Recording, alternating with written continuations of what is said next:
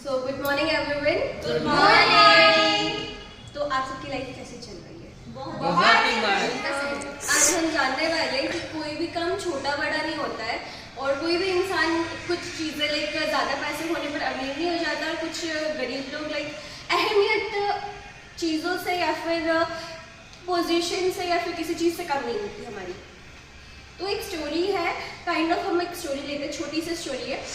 यहाँ एक बिजनेसमैन होता है, तो उसका बहुत बड़ा एम्पायर है, बहुत नेम फेम होता है, उसकी आए दिन अखबार में फोटोज आती है, उसकी आर्टिकल्स आती है, वो बहुत फेमस होता है।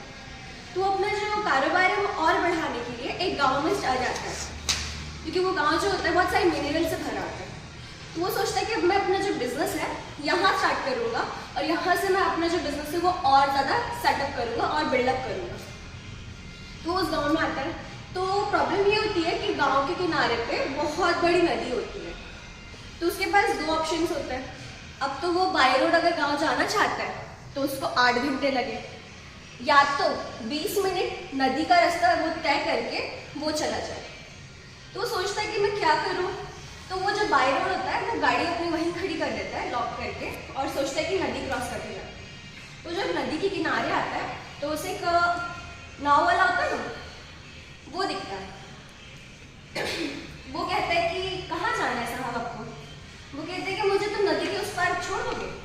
वो कहता है क्यों नहीं, यही मेरा काम है, ज़रूर मैं आपको छोड़ दूंगा वहाँ पे। तो वो आदमी वहाँ बैठ जाता है। वो जब तक नदी पार कर ही रहे होते हैं तब वो जो इंसान होता है वो उनसे कुछ पूछता है। वो उन्हें बोलता है कि तुम्हें पता है मैं कौन हूँ? अब वो इंसान होता है गांव का, वो बोलते हैं साहब नहीं पता। बोलते तुम मुझे नहीं जानते? बोलते कैसे जानो साहब? बोलते मैं, मेरी आए दिन अखबार में हर जगह आर्टिकल्स आती है, फोटोज आती है, टीवी पे दिखता हूँ, मैं इतना बड़ा इंसान हूँ, तुम्हें पता नहीं मेरे बारे में? बोलते हम गरीब गाँव के हैं, हम क्या ही जानेंगे, हमें ना अखबार पढ़ना आता है ना कुछ करना आता है।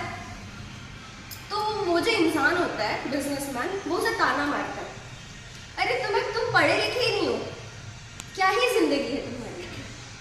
जब तुम पढ़ लिख नहीं सकते, जब तुम मेरे बारे में नहीं जान सकते, तो तुम्हारी जिंदगी किसी काम की नहीं है।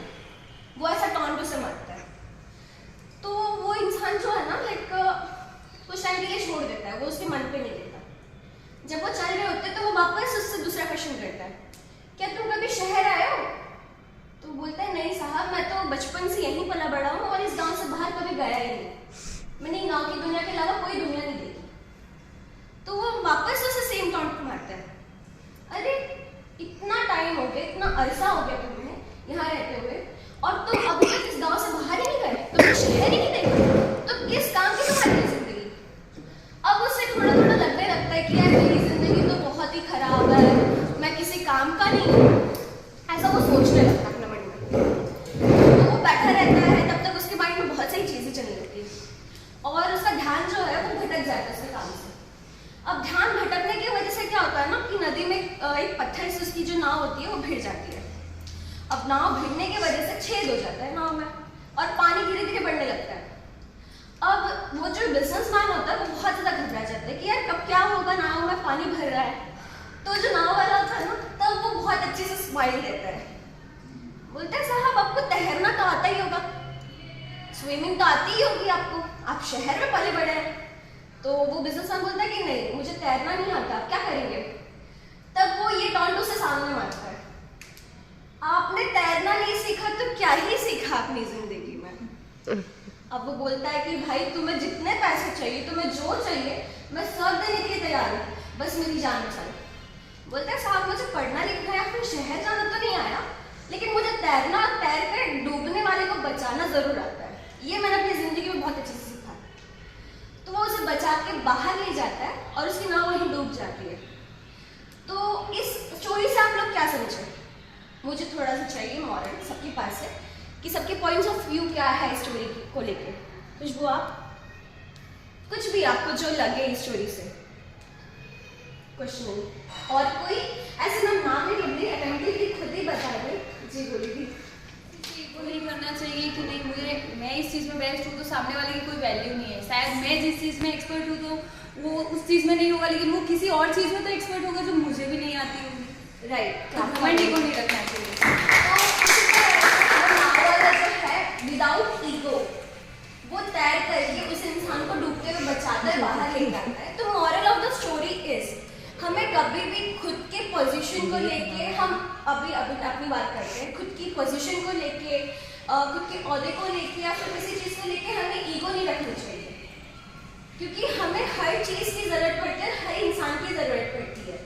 हम किसी चीज़ में अच्छे होते हैं, हम किसी चीज़ में बुरे होते हैं, हमें कोई चीज़ करनी आती है और कुछ चीज़ें नहीं आती है, तो हमें उस टाइम पे जो चीज़ें हमें नहीं आती उस टाइम हमें दूसरों की हेल्प लेनी पड़ती है। तो कभी भी ये ईगो ना रखे कि हाँ सब कुछ मैं कर लूँगा, आई एम एवरीथिंग, वो चीज़ हमें नहीं रखनी चाहिए। हमें ये रखना चाहिए कि यस हम एक फैमिली है, वी आर यूनिटी, और यूनिटी के साथ काम करेंगे तो वी कैन ग्रो मोर। अगर हम खुद पे ईगो रखेंगे तो कहीं ना कहीं हम खड्डे में खुद गिर जाएंगे।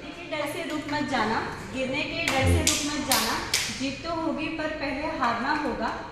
तुझे खुद को मजबूत करना होगा, मंजिल तेरी है, तुझे ही करना है। Gold. New friends are diamond. If you get diamonds, don't forget gold.